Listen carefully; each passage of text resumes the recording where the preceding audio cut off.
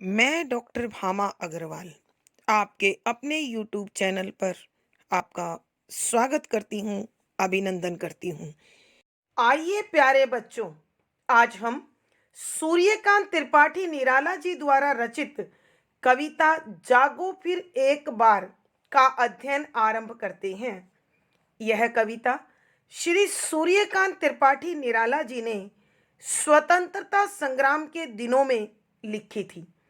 इस कविता का उद्देश्य अंग्रेजी साम्राज्य के विरुद्ध भारतीय नवयुवकों की शक्ति को अर्जित करना था, उनमें सोई हुई शक्ति को जगाना था और उनके आक्रोश को बल देकर अंग्रेजों के विरुद्ध युद्ध के लिए उन्हें तैयार करना था। और उन्होंने इस कार्य के लिए भारत के गौरवमयी इतिहास को उठाया और भारतीय नवयुवकों में, भारतीय जनता में जोश पैदा करने का बड़ा सफल प्रयोग किया। उन्होंने गुरु गोविंद सिंह, जिन्होंने सत श्री अकाल का नारा देकर मृत्यु तक के भय को लोगों के हृदय से निकाल दिया था, उन्होंने जिस खालसा सेना के माध्यम से औरंगजेब के विरुद्ध संघर्ष किया था, ठीक उसी प्रकार वो अब भारतीयों को अंग्रेजों के विरुद्ध युद्ध के लिए तैयार करना चाहते थे। भगवान शंकर के मृत्युंजय रूप को धारण कर निर्भय होकर युद्ध में उतरने की प्रेरणा दी। कवि ने नवयुवकों को समझाते हुए उन्हीं से प्रश्न किया कि भला कोई व्यक्ति सिंहनी से उसका बच्चा छीन सकता है? अर्थात कोई नहीं, लेकिन भेड़ की माता तो बेचारी लाचार विवश होकर आंसू बहाती हुई अपने बच्चे को छीनते हुए देखती रहती है। तो कवि यहाँ भारतीय नवयुवकों में सिंहनी वाली वो शक्ति जगाना चाहते हैं कि उनके रहते भारत माता की अस्मिता पर कोई आंच न आने पाए, कोई कैसे भारत को गुलाम रख सकता है। यहाँ कवि ने भारतीय नवयुवकों को गीता के उस संदेश का भी याद दिलाया जिसमें भगवान श्री कृष्ण ने कर्म करो फल की इच्छा मत करो का संदेश दे सबको कर्मशील बनने की प्रेरणा दी। और इस शाश्वत संदेश का सहारा लेकर उन्होंने कहा कि तुम युद्धवीर हो। ये समय का चक्र है कि इस शोषण के समक्ष हम दब गए और कमजोर पड़ गए। अतः अपने आप को मुक्त रखो, युद्ध में विजयी बनो और जो भारतीय मनीषियों ने महामंत्र हमें हमेशा विजयी रहने का, दिग्विजयी रहने का दिया है, उसे अपने चरित्र में धारण करने का संदेश दिया। उन्होंने कहा कि जीवात्मा के रूप में जो ब्रह्म तत्व हमारे शरीर में मौजूद है, इसे हमें पहचानना होगा। इसलिए कायरता को, दीनता को, स्वार्थपरता को, पर कातरता को त्याग कर अपनी आंतरिक शक्तियों को पहचाने और उन आंतरिक शक्तियों की पहचान करने के बाद एक बार पुनः अपनी शक्ति को संचित कर अपने पुनः गौरव को प्राप्त करें और इस दिव्य जागरण से जाग जाएं। आइए बच्चों, अब हम कवि द्वारा लिखी इन पंक्तियों की व्याख्या करते हैं। संख्या 3। सिंह की गोद से छीनता है शिशु कौन, मौन भी क्या रहती वह रहते प्राण। रे अजान एक मेष माता ही रहती है निर्निमेष, दुर्बल वह छीनती संतान जब जन्म पर अपने अभिशप्त तप्त आंसू बहाती है। प्रसंग प्रस्तुत पद हमारी हिंदी की पाठ्य पुस्तक आधुनिक हिंदी कविता में संकलित छायावाद के आधार स्तंभ कवि श्री सूर्यकांत त्रिपाठी निराला जी द्वारा रचित कविता जागो फिर एक बार से लिया गया है। संदर्भ, यहाँ कविवर भारतीय नवयुवकों को अंग्रेजी साम्राज्य के विरुद्ध स्वतंत्रता संग्राम में बढ़ चढ़कर हिस्सा लेने के लिए प्रेरित कर रहे हैं। वो चाहते हैं कि भारतीय नवयुवक अपने देश के अतीत गौरव को समझें, यहाँ की महान सभ्यता और संस्कृति का अनुकरण करें और भारत माता को पराधीनता की बेड़ियों से मुक्त करा लें। इसीलिए कवि युवकों में सोई हुई शक्ति को जगाकर उन्हें युद्ध के लिए तैयार करते हुए कहते हैं कि व्याख्या, शब्दों के अर्थ साथ साथ सिंह, सिंहनी, शेरनी की गोद गोद से छीनता छीन सकता है शिशु उसका बच्चा, अर्थात शावक कौन किसकी हिम्मत है। मौन भी क्या रहती वे रहते प्राण, मौन चुप क्या क्या रहती रह जाती है रहते प्राण की, जब तक उसमें प्राण मौजूद होते हैं। रे अजान, अरे अनजान, एक एक मेष माता भेड़ की माही, निर्निमेष अपलक देखती, एक टक देखती हुई, दुर्बल कमजोर वह संतान अपने बच्चे को जन्म अपने जन्म पर अभिशप्त श्राप मानकर दुख से भरा हुआ जन्म को तप्त जलते हुए आंसू बहाती है। यहाँ कविवर भारतीय नवयुवकों से प्रश्न कर रहे हैं कि हे नवयुवकों, बताओ किसकी हिम्मत है जो शेरनी की गोद से उसके शावक को छीन ले, और यदि कोई उसके छीनने की कोशिश करता भी है तो क्या वो अपने प्राण रहते चुप रह सकती है कि कोई भी उसके शावक को उसे छीन कर ले जाए और वो चुपचाप मौन रहकर देखती रहे? अर्थात ऐसा कभी नहीं हो सकता। अतः कवि कहना चाहते हैं कि भारतीय नवयुवक शेर की भांति हैं, उनमें शक्ति है, उनमें ओज है, उनमें ताकत है।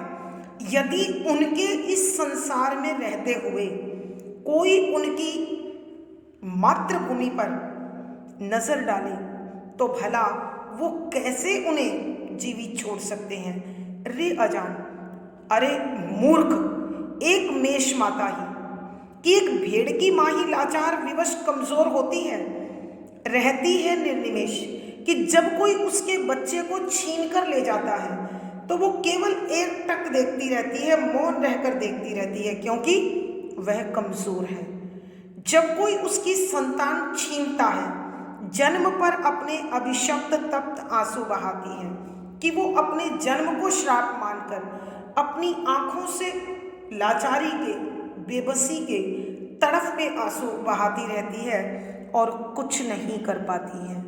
अर्थात कवि के कहने का भाव यह है कि इस संसार में शक्तिशाली जब तक जीवित है, जब तक उसकी रगों में पराक्रम, शौर्य और पुरुषार्थ दौड़ता है, तब तक उसे कोई छेड़ नहीं सकता, तब तक उससे जुड़ी किसी वस्तु की ओर कोई आंख नहीं उठा सकता।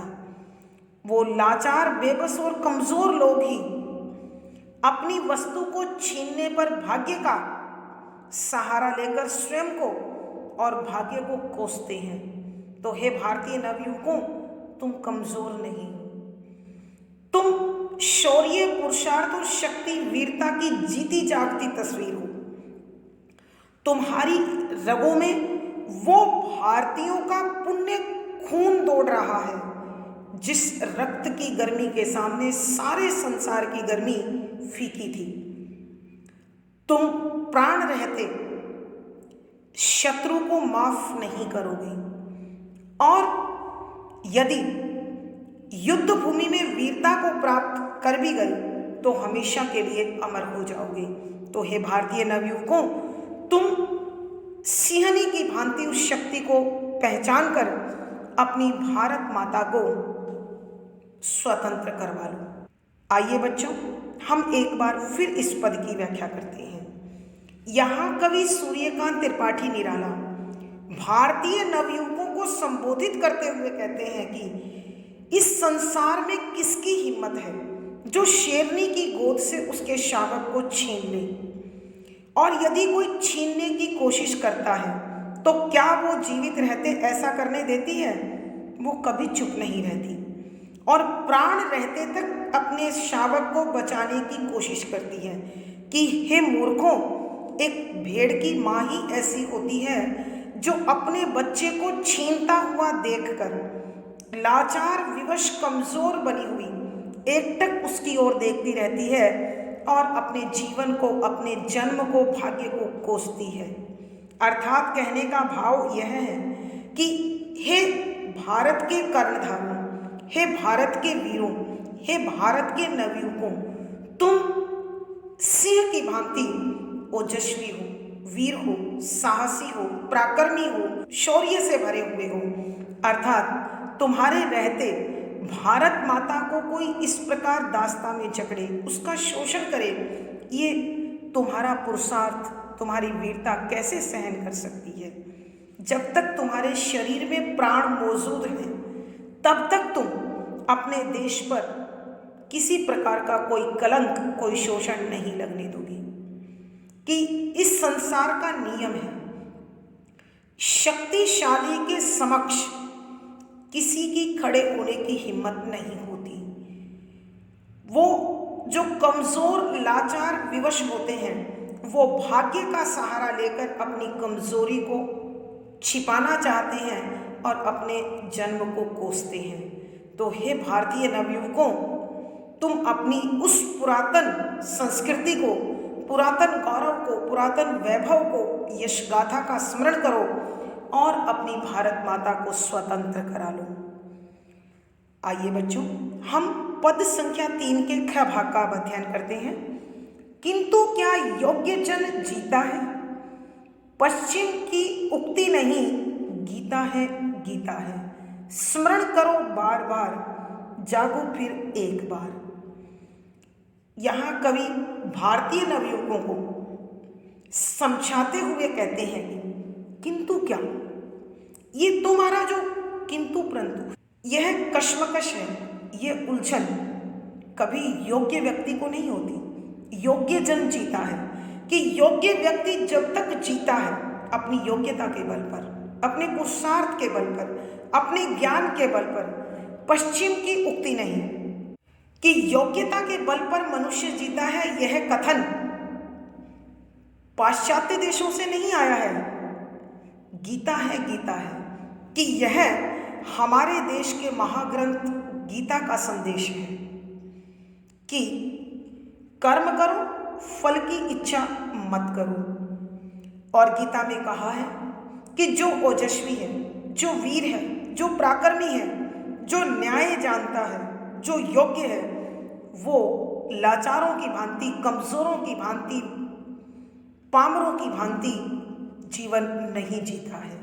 वह अपनी वीरता के साथ शेर की भांति शक्तिशाली बनकर अपने अधिकारों के लिए, अपने हक के लिए संघर्ष करता है और जीत हासिल करता है, न कि एक भेड़ माता की भांति कमजोर होकर भाग्य को कोसते हुए विवशतापूर्ण जीवन जीता है। आइए बच्चों, हम एक बार फिर इस पद की व्याख्या करते हैं। तो यहाँ कविवर भारतीय नवयुवकों को समझाते हुए कहते हैं किंतु क्या, कि सोच विचार, कश्मकश, उलझन कैसी। योग्य जन इस संसार में प्रतिष्ठा के साथ, आन बान शान के साथ जीता है। और यह बात पाश्चात्य संस्कृति का देन नहीं है, यह मेरे देश के महाग्रंथ गीता की देन है कि संसार में शक्तिशाली, वीर, तेजस्वी, ओजस्वी व्यक्ति अपने मान सम्मान के साथ, अपनी गरिमा के साथ, अपनी इज्जत के साथ, अपने अधिकारों के साथ जीवन जीता है। अतः हे भारतीय नवयुवकों, तुम अपनी शेरवासी उस शक्ति को पहचानो और पुरुषार्थ से भरकर अपनी भारत माता को स्वतंत्र करा लो।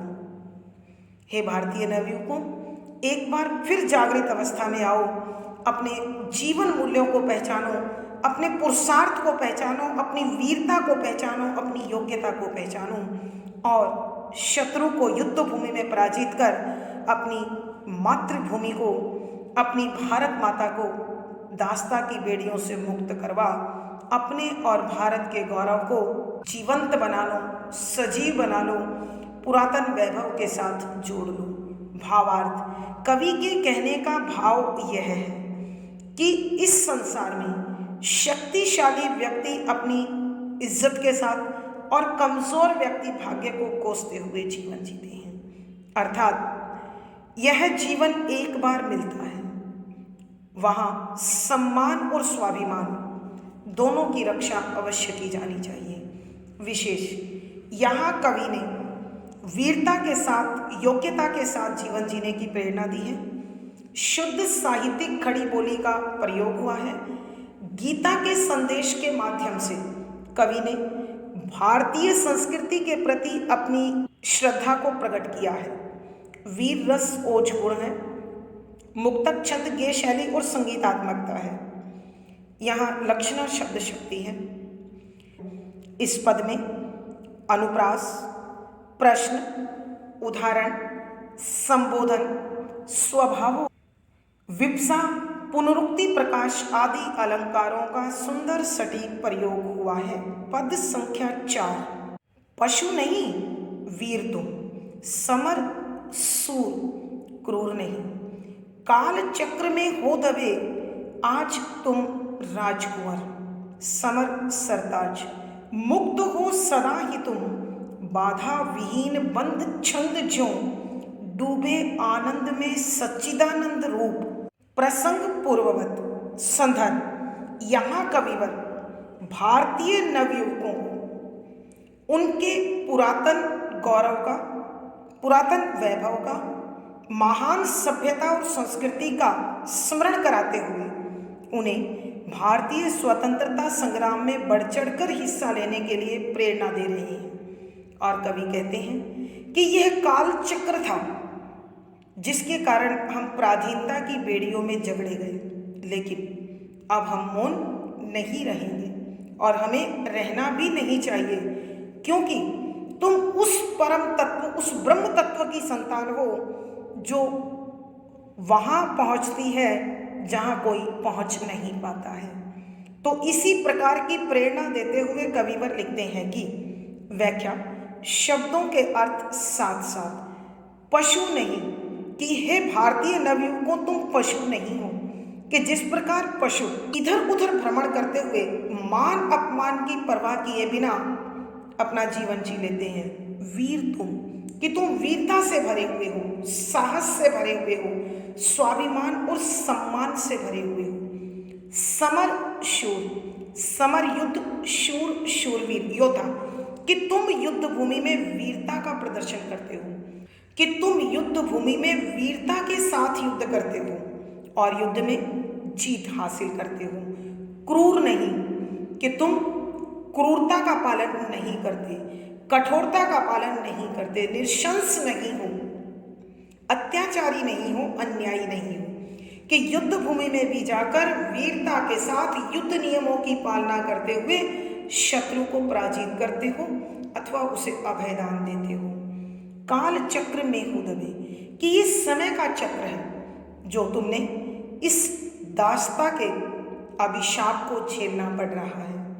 तुम इस अभिशाप के साथ भी अपना जीवन जी रहे हो और इन विदेशियों के समक्ष तुम कमजोर और दीनहीन बन गए।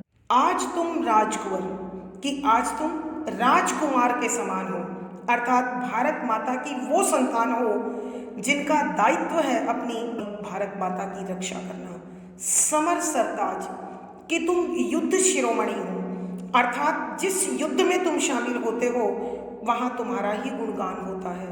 मुक्त हो सदा ही तुम कि तुम इन सांसारिक बंधनों से, जन्म और मृत्यु से परे हो, अर्थात इस युद्ध भूमि में जाकर वीरता का प्रदर्शन करो अथवा वीरगति को प्राप्त करो। बाधा विहीन बंद छंद जो कि जिस प्रकार बाधा रुकावट विहीन के बिना बंद बंधन छंद छंद के ज्यों जिस प्रकार से, कि जिस प्रकार से मुक्त छंद की कविता छंद के बंधन से रहित होकर प्रभावशाली और शक्तिशाली बन जाती है, ठीक उसी प्रकार तुम्हें भी युद्ध भूमि में जाकर अपने आप को माया के बंधन से मुक्त रखना है। अपितु तुम सत-चित आनंद का ब्रह्म स्वरूप हो, डूबे आनंद में सच्चिदानंद रूप, कि तुम सत-चित और आनंद का वो रूप हो जो अपने ही आनंद में हमेशा खोया रहता है। अर्थात कवि के कहने का भाव यह है कि तुम्हें जो आत्मज्ञान है, जो ब्रह्म तत्व की पहचान है, उसके कारण तुम इन सांसारिक बंधनों से पूर्ण रूप से मुक्त रहते हो। आइए बच्चों, हम एक बार फिर इस पद की व्याख्या करते हैं। यहाँ कवि सूर्यकांत त्रिपाठी निराला जी भारतीय नवयुवकों को देश प्रेम का, वीरता का और उनके शौर्य का पाठ पढ़ाते हुए कहते हैं कि हे भारत के नवयुवकों, हे वीरों, तुम पशु नहीं हो जो पशु की भांति दीनहीन कमजोर जीवन जियो। वीर तुम, कि तुम वीर हो, साहसी हो, शूरवीर हो, पराक्रमी हो, शौर्य के धनी हो, समर शूर, कि तुम युद्ध भूमि में वीरता का परिचय देते हो, साहस का परिचय देते हो, युद्ध कौशल का परिचय देते हो। अर्थात युद्ध भूमि में जाकर युद्ध के नियमों का पालन करते हुए युद्ध को जीतते हो, क्रूर नहीं। कि तुम कठोर नहीं हो, निर्शंस नहीं हो, क्रूरता तुम्हारे नजदीक नहीं आती है, तुम कठोरता से शत्रु का नाश नहीं करते, बल्कि युद्ध नियमों का पालन करते हुए युद्ध को करते हो अथवा उसे अभयदान देते हो। काल चक्र में हो दबे, कि ये समय का फेर है जो आज तुम दीनहीन लाचार बनकर, शोषित बनकर जीवन जी रहे हो, वरना आज तुम राजकुमार, कि आज तुम राजकुमार के समान राज शक्तियों से युक्त हो। अर्थात जिस प्रकार एक राजकुमार अपनी रियासत, अपनी मातृभूमि की रक्षा के लिए जिम्मेदार होता है, उसी प्रकार तुम भी भारत माता की रक्षा के लिए जिम्मेदार हो।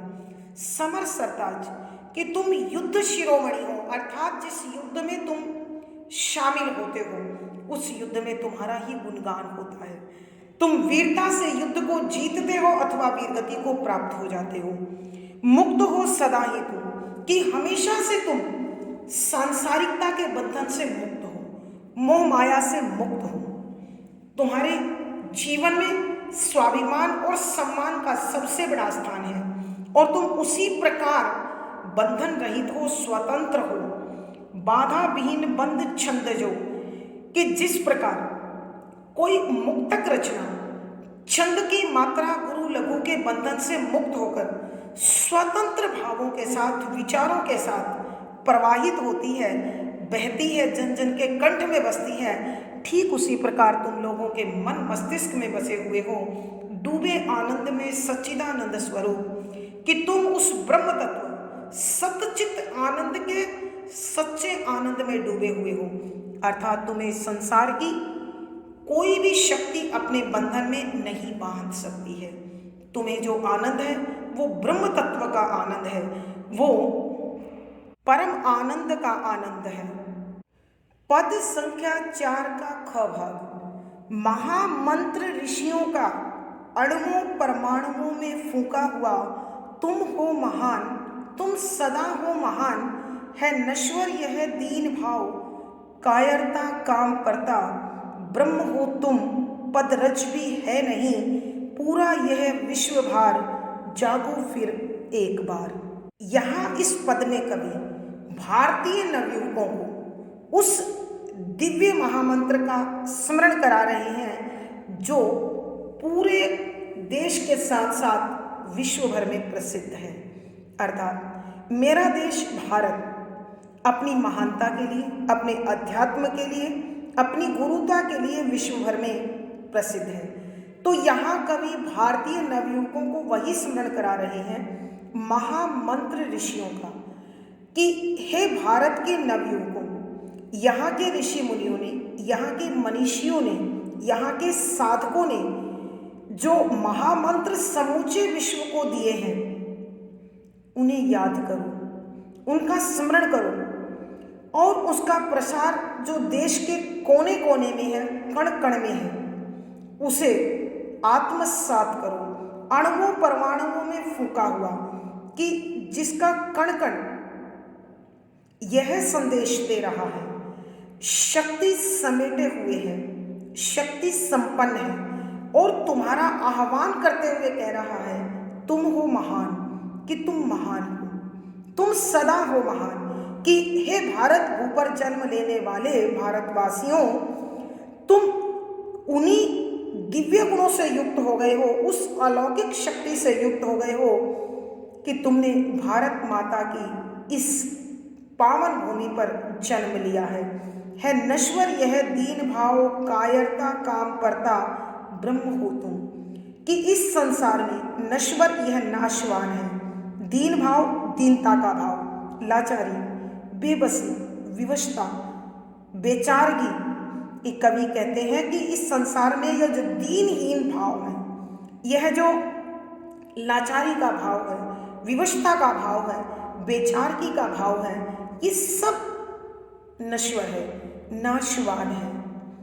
तो तुम अपने हृदय से यह कायरता का परित्याग कर दो, यह डर का परित्याग कर दो, दीनता का परित्याग कर दो, काम परता और स्वार्थ परता का त्याग कर दो। ब्रह्म हो तुम, क्योंकि तुम उस परमपिता ब्रह्मा का स्वरूप हो, तुम ईश्वर का प्रतिरूप हो। पद रज भर भी है नहीं पूरा यह विश्वभार, कि ये सारा का सारा संसार, यह सारा ब्रह्मांड तुम्हारे पांव की मिट्टी के बराबर भी नहीं है। अर्थात उस परम तत्व का स्मरण करो जो तुम्हारे सहस्त्रार में विराजित है, जो तुम्हारे शरीर में आत्म तत्व के रूप में विराजित है। तुम उसे आत्मसात कर लो, उसे स्मरण करो, उसे महसूस करो और एक बार फिर जागो, फिर एक बार कि उस जागृति को प्राप्त कर उसी के अनुरूप आचरण करो। अपनी वीरता का, अपने शौर्य का, अपनी शक्ति का, अपने आत्मज्ञान का परिचय दो। आइए बच्चों, हम एक बार फिर इस पद की व्याख्या करते हैं। यहाँ कविवर भारतीय नवयुवकों को भारत की उस महान सभ्यता और संस्कृति का परिचय दे रहे हैं जिसमें भारत का यशगान, गौरवगान, महिमा पूरे विश्व भर में प्रचारित थी। भारत को संसार भर में अध्यात्म गुरु और महान देश के रूप में जाना पहचाना जाता था। तो भारत की संतान होने के नाते भारतीय नवयुवकों का जो महिमा मंडित स्वरूप है, जो गौरवमयी रूप है, जो महान रूप है, उसका वर्णन करते हुए कवि कहते हैं महामंत्र ऋषियों का, कि तुम भारतीय ऋषि मुनियों का, ऋषि मनीषियों का, साधकों का वो महामंत्र है जो अणु परमाणुओं से फूंका हुआ, कि इस संसार के कण कण से, इस संसार के हर नन्हे से तत्व से तुम्हें सींचा गया है, तुमने उसके प्राण डाले गए हैं। तुम हो महान, इसलिए तुम महान हो, तुम सदा हो महान, कि तुम हमेशा से महान रहे हो। अर्थात भारत के अतीत इतिहास को जब तुम उठाकर देखोगे, उस अतीत के गौरवगान को जब देखोगे, तो तुम्हें अपनी महानता का, अपने विशेष तत्वों का, अपने गौरव का स्मरण होगा।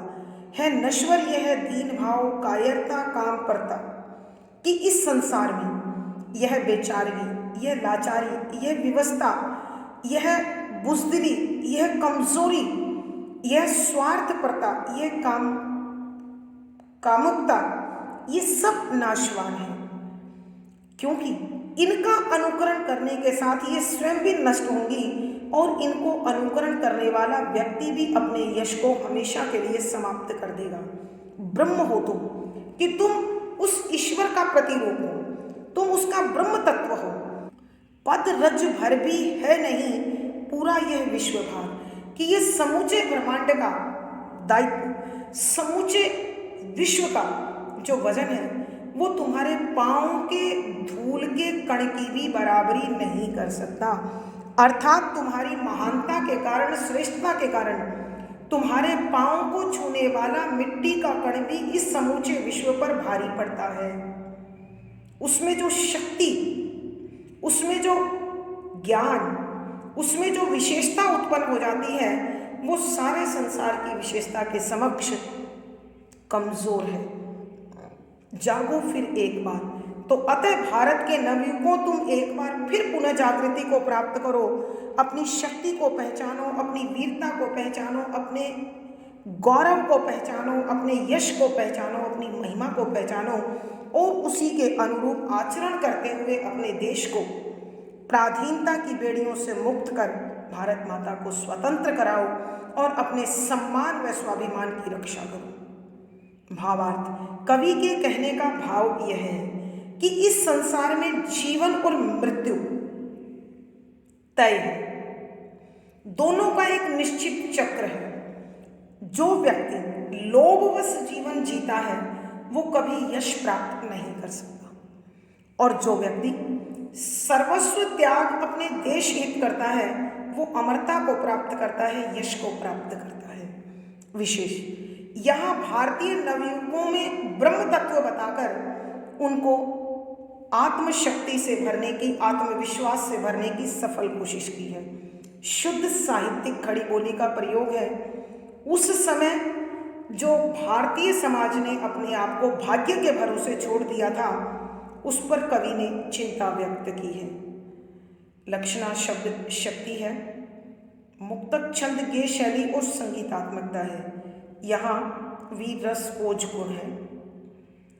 इस पद में अनुप्रास, उदाहरण, संबोधन, अतिशयोक्ति, पदमैत्री, उल्लेख, संबोधन आदि अलंकारों का सुंदर सटीक प्रयोग हुआ है। प्यारे बच्चों, आज की कक्षा में बस इतना ही। अगली वीडियो में फिर मुलाकात होगी। पिछली वीडियो का लिंक आपको डिस्क्रिप्शन बॉक्स में मिल जाएगा। आशा है पढ़ा गया विषय आपको समझ में आ रहा है। अपने विचार व भाव कमेंट बॉक्स में लिखें। वीडियो को लाइक करें, शेयर करें और चैनल सब्सक्राइब करें। आपका दिन और जीवन मंगलमय हो, इसी शुभकामना के साथ आभार, धन्यवाद।